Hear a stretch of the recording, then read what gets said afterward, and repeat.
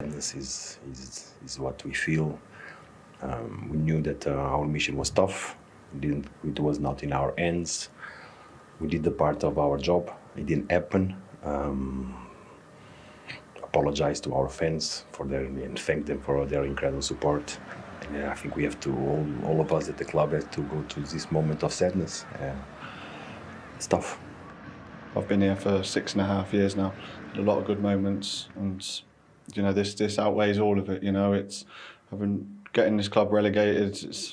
It hurts. You know, ultimately we found ourselves in the position that we're in, and we haven't done enough to stay up. I'm very happy. I'm very delighted for the performance of my players. They show what they are, and they are good people first of all, and top players, because we played maybe the best game in my time. This day for us, it's much more than winning a game. The players are just a small part on everyone here. A lot of people work here, depend his lives about the club, and we wanted to make them happy as well. I didn't think it was a great performance by us. The second half was much better. We stuck at it and kept ourselves in the game. We were right in the game to the last minute, you know, so we couldn't get in and out the game, but we came close. Possession were a bit sloppy today in the second half, but it doesn't take anything away. Of course, we wanted to end the season in a better way, but doesn't take anything away that overall my lads have done a fantastic job. And now a summer of hard work for you. Yes, for sure. From now at 7 p.m. at 8, 9 p.m. we start to work for the next season because we suffer too much. Do you want to be the man to try and lead them back up? For the respect of everybody, I think it has to be not today. Tomorrow is another day. Well, before we talk about the future of Nuno, let's just put into context West Ham's season. They're relegated with 39 points. That's the most a side has gone down with for 15 years, since Birmingham and Blackpool went down in 2010, 2011. So is there an argument, Alan, that West Ham were unlucky to go down with that points total? No way. You can't be unlucky after 38 games. The fact of the matter is you deserve to go down. They've been really poor for long periods. And eventually, what happens at the top of the football club, I've always said it filters down onto the pitch. And that's what's happened at West Ham. Not good enough defensively, haven't scored enough goals. And ultimately, their recruitment over the years, I think, has been really, really poor. So, no, they're not unlucky. What do you think they've got wrong in terms of recruitment? Because they've had the money in from Declan Rice. That was available for them to spend. They well, look had at the 3 years since David Moyes has left. They've had 10 players that have been signed for £25 million or more. And you could argue, Somerville, Fernandes... Maybe Castellanos, maybe... I mean, look, you've got 3 out on loan. It's an incredible amount of money that's been spent, and for nowhere near are you getting value for money when that eventually happens. Now, such an important, big job is the recruitment, and clearly that's hurt them over the last 3 years. What do you make of this group of players that they do have? You take away the ones that have been sold on from that list, the ones that have been loaned from that list. But the group that Nuno's had to work with, what are their limits? What are their capabilities? I think the good players, but I also think the teams who come up, as Alan said, recruited well. And that's allowed them to stay in the Premier League. But I've watched West Ham quite a few times this season, and I don't think, and this is damning for the players, I don't think the players have given up. I've seen them, players walking back. I've seen them not getting to the ball to put tackles in or stop crosses. And they're the fine margins which you have to get right in the Premier League. How much of that do you think is on Nuno? The fact that West Ham, I mean, they'll be looking at the finances as well and look at the fact that they lost 100 million last year and they're going to try and rebuild now in the Championship. But when you look at his record, is that the record of a man who looks like he can keep his job and try to bring West Ham back to the Premier League? Yeah, I mean, it was pretty telling that he refused to give an answer, because also is that it affects the rest of the huge part of the football club. Because if you think there's pressure at the top of the league, there isn't compared to the pressure at the bottom of the league, because people and staff lose jobs because of it, and that's what you call the pressure. So I thought his answer in terms of not committing to that was the right answer, and that will be decided over the next few days. But clearly they've got so many things wrong over the past few years at that football club. It's all come down onto the pitch, as it always does, and they've been relegated. Did Spurs get it right in terms of the appointment of Zerbi then, even if it was late in the season? Definitely. I think the Igor Tudor appointment was a strange one. I think everyone thought that. But the Zerbi has come in and it feels right for Tottenham, and there seems to be a really good connection with the players and the supporters as well. It seems to be a good connection, and he's done his job. He's kept them in the Premier League, and I think going into next season with a few new additions to that squad, they could start getting back to where you expect Tottenham to be. Well, Roberto De Zerbi made it clear right from the outset what he felt his role was. I can do a big brother, father, and they don't need a coach. These are such huge times for Tottenham, and that was the late winner against Wolves. Obviously, he got his one to do, which we'll see in a minute. This was a massive performance from it. It was probably the best team performance, I think. Got Villa on a decent day. That was a great strike, and they end up getting the points at Aston Villa. And I also think this is the turning point for him personally, Kinski. When he got absolutely hammered, didn't he, for that game in Europe, for him to bounce back, make such a huge save there at an important time. And this one again today, which there was still 6 or 7 minutes left when he actually made this save, and it could have been ever so different if that goes in. So he's more than played his part when he's been asked. He came in and they were only 1 point above the relegation places. Today, they're only 2 points above the relegation places, and obviously this is the most important point of the season to be there. But it doesn't look in terms of points like it's a huge difference. Is this the difference? That's the big picture in terms of the games that he's had, the wins and the draws, I think. And when you look at the points that he got, the 11 points, that's the bigger picture. Yes, I understand what you're saying is, but you have to give him great credit for settling everything down, because the noise in that football club under Tudor, particularly, was massive. So for him to come in and try and give everyone the belief when they'd been battered for so long, and then for him to try and calm things down and settle things down and go out and get those points, been huge for them. It's only been 7 games, and it's been 7 games at a really pressured time of the season. But what do you think it tells us about what they can do under De Zerbi next season? Yeah, I think Tottenham are an interesting club, and I think if they get the recruitment right, they've got some good players in there, there's no denying that. If they get the recruitment right with that manager, I think they can start driving up the table. Yeah. Having Gary just watched Spurs escaped by the skin of their teeth. First of all, your thoughts on the afternoon and what we've seen unfold here in terms of the Spurs performance on the day. Yeah, I mean, there were many Spurs fans before the game that I spoke to. I spoke to one in a taxi yesterday for about 20 minutes in the middle of London, and there wasn't one Spurs fan that thought that today was going to be comfortable. They thought it was going to be a terrifying experience. I actually think that was as comfortable as they could have got in respect of, I thought they played really well. They controlled the game from minute one. I thought that Conor Gallagher started that off by his first 5 minutes. He was really at it, running forward. I thought the midfield got a grip of the game. I'm not going to repeat this, but Everton were absolutely awful. I mean, you couldn't have actually wished for a better opponent today than Everton. They were dire.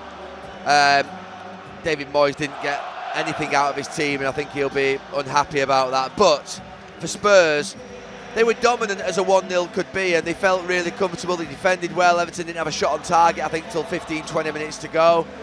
Their work ethic was good, their compactness, their shape, their authority on the ball, all the things that you might say wouldn't be there in a nervous, anxious ground and a nervous, anxious team.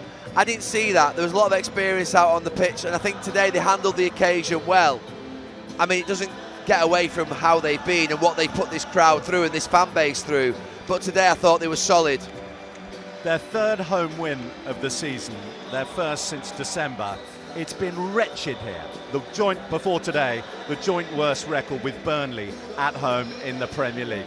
What is it about this place? How do they start to go about putting it right? Oh, it's an absolute disgrace. I mean, they were my closing words at the end of the game when you threw to me. You mentioned that obviously there was celebration, and the fans were celebrating because for them it's real. For the players, I'm sure for some of them it is real, but for some of them, I said it doesn't feel like they want to be on the bus. And that's what Roberto De Zerbi is going to have to work out in this. Well, he's probably worked it out already. I mean, not won a game here since Christmas. It's absolutely shocking for a group of players that have been extensively assembled, and for a club of such stature. But they're flimsy, they're weak, they're vulnerable, and the autopsy really has got to begin. I'm sure it already has, but they've been fighting for their lives for the last few weeks, so there's probably now going to be a real concentration on it, whereas in the last few weeks they're probably sort of what will be toying with recruitment for next season, thinking, well, are we going to be in the Championship or are we going to be in the Premier League? Now they know for real, having escaped today, they can start to basically drive a bulldozer through that dressing room, because that's what they need to do. It's been a massive failing, but all through the club, you know, the decisions, even the decision this week, even what's happened with Romero, watching that sort of emerge over the last few days, that story. If Romero had gone back to Argentina without permission of management at the club, we would have heard about it, that he'd gone rogue. He hasn't gone rogue. I think they've given him permission. I think they've said, go on, get yourself back. Completely misunderstanding what togetherness is. And I think what was that sort of line they've been using in the last few weeks? Yeah, all together, always, unless you're in Argentina. All together, always. And you know something? You hear some of this leadership, don't you, from time to time, which sort of spouted out in business and spouted out in football clubs where they have signs on walls. But the problem is the actions speak a lot louder than words. The actions out on the pitch speak a lot louder than words. The dare to do. Do they dare to do, these players? I don't think so. Are they always together? No, I don't think so. Is there a connection right the way through the club? No, we hear that the owners have been trying to sell this club for 2 or 3, 4 years now, trying to get as high a price as possible. They've done a great job in certain ways with certain things that they've built in infrastructure terms, but they failed the fans on the pitch that is most important. You know, football is all about first team performance at a football club, whether that's the women's team, the men's team. You've got to win. You've got to win. And I have to say, you know, these Spurs fans are celebrating today. And look at that sign there behind that goal. It's the perfect moment for it, Bill. Do you want to read it out? Well, there's one there that says, promise success, delivering failure, ENIC out. There's another one at the other end that says, love Tottenham, hate ENIC. Yeah. They need to get their act together, don't they? I mean, they parted company with Daniel Levy and made big promises that things were going to be different and that they were going to turn over a new leaf. Things have got worse. Yeah. Well, what's happened is the always together that you mention has come from the fans, because they have stayed together. There was a protest, I think, planned a month or so ago, and they cancelled it because they recognised that the team needed them out on the pitch, and De Zerbi needed them out on the pitch, and Tudor needed them out on the pitch. They've turned up in the thousands outside the ground today, these Tottenham fans, to urge their team forward. And I thought that might add a little bit of anxiety to the players, but it actually didn't do. They handled it well. But you've got players out on this pitch, quite a few of them are going to be going to the World Cup. They've got experience, they've got some quality out there. And look, is it too far to say that they've been pathetic, that they should be ashamed of themselves? Probably not. You know, this is Tottenham Hotspur, and I know sometimes I get mocked for saying this is Manchester United. But, you know, this is a football club steeped in incredible traditions. Now, they've not won trophies for a long time, regularly, even though they won a Europa League last year. It was fantastic, and, you know, it was great for this fan base to celebrate a trophy. But they've been underachievers and underperforming for a long time. But then this is another level of underachievement and hitting new lows. You know, the last 2 years in the Premier League and where they've been. So like you say, there's got to be a massive reset. There's got to be an autopsy that goes really deep, right the way through the club. And to be fair, when you're owners of a football club, and I'm an owner of a football club, sometimes you have to start by looking in the mirror yourself. You absolutely do, because success sometimes doesn't come in a football club because of the decisions that you make, because of what you do, not because of what the fans do or what the players do or what the coaches do, but just right the way through here. I mean, appointing Guillaume Tudor and having to sack him within a few weeks, it didn't feel right, that appointment, from day one, did it? It just didn't connect. Yeah, sacking Hans Postecoglou, bringing Thomas Frank in, someone who's highly respected, bringing Igor Tudor in now, bringing De Zerbi in. yeah, what a roller coaster of a season, and they'll have lost a lot of credibility and trust, and you can see the signs that are up there that you've just read out at the opposite end of the ground against the owners, and I'm not surprised. Let's throw this forward a little bit. I think a lot of Spurs fans, certainly ones I've spoken to, are quite excited now that, you know, that if we stay up, then things could get quite exciting under Roberto De Zerbi.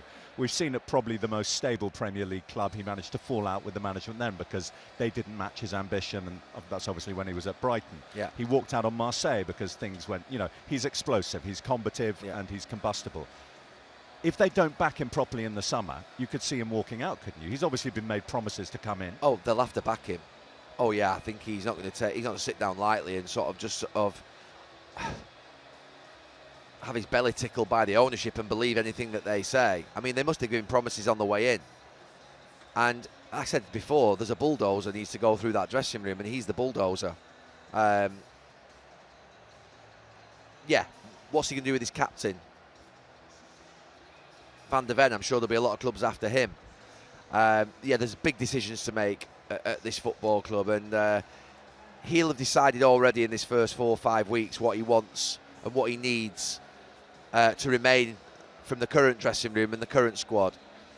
But I actually had a fascinating session going back maybe 7, 8, 9 years, maybe 10 years now with Maurizio Pochettino when they just built the training ground and we were with England, and I was assistant coach under Roy Hodgson. And I always remember, and I'm not going to go into the detail of it, but when he first came in, he shifted a load of players. He had a group of players that were on the board which were his squad, and he shifted a load to that side of the board, and they were the players he wanted to keep, and then he shifted a load to that side of the board, and he said, I've got to get rid of them 7 or 8 there. And De Zerbi's going to have to do something similar. Be really cold, be really ruthless, really harsh. He's got instinct, he's got experience, he's not someone who's going to mess around anyway. He doesn't need me to tell him what to do, but I think he's got strength now, and he's got power now, and he's got authority now with this sporting director and the ownership, and they've got to go with him. And if they don't go with him, yeah, he will. He's the type that won't accept it, and he'll just be off. He'll say, do one. Premier League football again next season. Your celebrations said it all. Sum up that moment when the goal went in and what you've achieved at this club in such a short time. I felt a lot of emotion during the game when we scored the half time, during the second half, in the extra time, at the end of the game. It's a great day. We deserve to stay up. We made 11 points in 7 games. We suffered many injuries. We play well because in Chelsea we played a good game. In Villa Park we played a great game. Today, great first half and a good second half. We suffered everyone together, and we deserved it. Palhinha, how fitting that he got the goal, because his driving runs, his attempts on goal, he was the player that was injecting all the energy in that first half. I thought Palhinha was the player key today because he has a great personality, great character, great passion, and I love the players with passion. Boys did their job, we did our part, we played a good game, we win the game. Was one of the important things that we had, is to finish the season with dignity, especially in front of our own fans. But that doesn't take away. It's a sad moment and frustrating moment for all of us at the club, especially for the fans. It's going to hurt. It's going to be tough. It felt like you played better, more relaxed football in the second half once perhaps word came through of the Tottenham going ahead.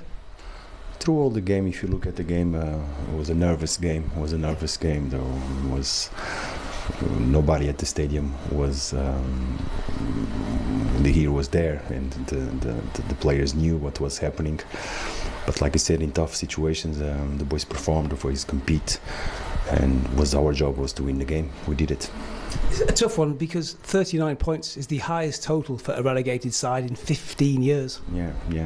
But it was a strange season. Like you said, normally this amount of points will give you. You stay and we are okay. But it happened. Sorry. No, you're a proud man. It's a proud football club. I mean, this must hurt. I guess fans will want to bounce back at the first attempt. Do you want to have a go at the Championship to bring them back?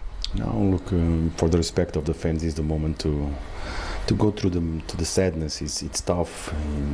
It's not because we didn't think before. The focus was only on preparing the game. Tomorrow we'll think, but I have to give a word to our fans for their amazing support. Yeah, they were fantastic today, weren't they? It was, I think one of the things that we were able to establish was a good relationship, the boys with the fans, and when the fans are there for us, we had good moments. They support us. It was up to us to deliver. We didn't do it. So the relegation battle going down to the final day. West Ham relegated, Spurs survive. Glenn, is it fair to say your overwhelming emotion was one of relief? Yeah, absolutely, Jules. Yeah, I mean, very stressful before the game because you never quite know how Spurs are going to perform this year. That was the form. But no, in the end, it was relief. They had the extra 9 minutes as well, extra time. So it was. Couldn't have been easy for the West Ham fans and players actually to go that length of time, hoping and praying for an Everton goal or a couple of goals, actually. But no, once I think we got through the midway part of the second half, you could just see that it was going to pan out our way. West Ham, give them credit, they did what they had to do. They won 3-0 at home against Leeds and, put us under a bit of pressure. But in the end, it was pure emotion of relief. Yeah, huge result for Spurs, given that they hadn't won at home yet this calendar year. I mean, I don't think anybody could have ever imagined that. I think there's every day, obviously, a bit of relief running onto the pitch, but then probably a little bit of embarrassment also how the season's panned out. I mean, it's a thing that Tottenham were in that position again after last season, but either way, there was a massive football club going to go down. And it hurts a lot of people and a lot of fans, but the reason these teams are in these positions because they've had it kind of coming from their own recruitment in terms of players and managers. And obviously, let's be honest about it. Tottenham had more firepower. They had a stronger squad. I know they had a lot of injuries. West Ham, Nuno did okay, but didn't do enough. And I just think I feel sorry for the fans first and foremost because they're used to being in the Premier League. But I think for the players as well, it's a huge shock. So obviously, credit to Tottenham. They found a way to get the job done when they needed to. In West Ham, from the beginning of the season, they had a lot of issues and they just weren't able to fix it right at the end. As you mentioned, league positions, 17th back-to-back for Spurs now. What can they do to ensure that they're never in this position again? They've got to learn from this.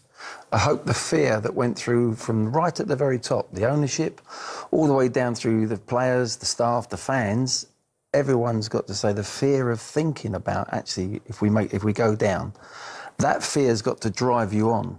That never happens again. I've always felt that Spurs are a big club, contrary to what anyone says. They're a big club, but they've had their priorities wrong. You're a football club. The history is the football side, and they've got a wonderful stadium, as we keep hearing about, training ground, all them things that can entice top quality players. They haven't recruited right, but they haven't gone out and spent the money they should have done. We talk more about infrastructure at Tottenham than we do actually the team, don't we? I'm sick of people coming and say, "Oh, what do you think of the stadium?" Well, great.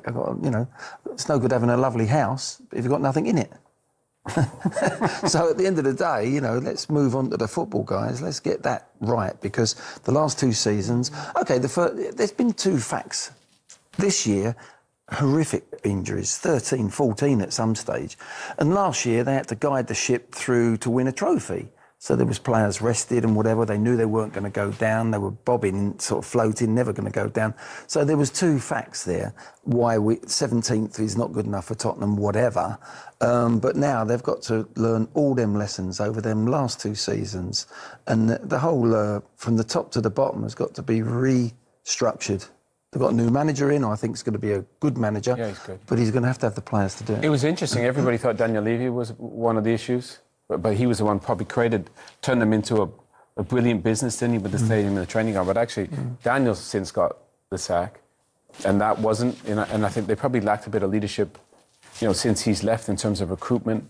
And I think they've had so many issues. I do think for Tottenham the injuries were a big part, but I do think they need recruitment is massive for them this summer. What about for West Ham, Owen? 14 seasons in the Premier League, now relegated. How do you pinpoint what went wrong for them this season? Do you know what? They've had it coming from the off. I remember covering West Ham in the pre-season when Graham Potter was there and he was playing this 3-4-3 with Souček and Ward-Prowse in central midfield. And I remember thinking, you're going to get relegated with that.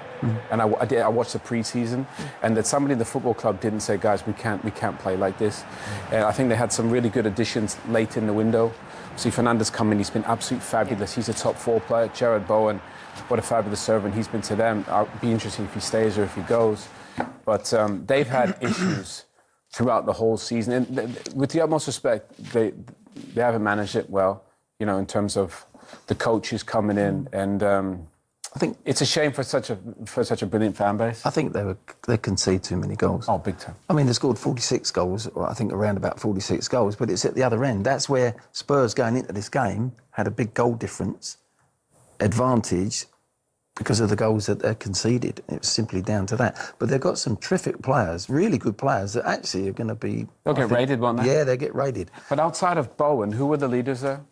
You know, you think back to the teams that they've had, Glenn, you know, some big players. Outside of Jared Bowen, I didn't feel like they had any real leaders in that side. They changed the goalkeeper, changed the defence. In midfield, there was a lot of chopping and changing. Outside of Somerville came in late and had a big impact. The signings they made in January had the impact. But just think, outside of Bowen, you look at that team and you think, there wasn't anybody you hung your hat on. I don't think West Ham fans are used to seeing that. So after 14 seasons in the Premier League, West Ham are relegated and Spurs survived the final day jeopardy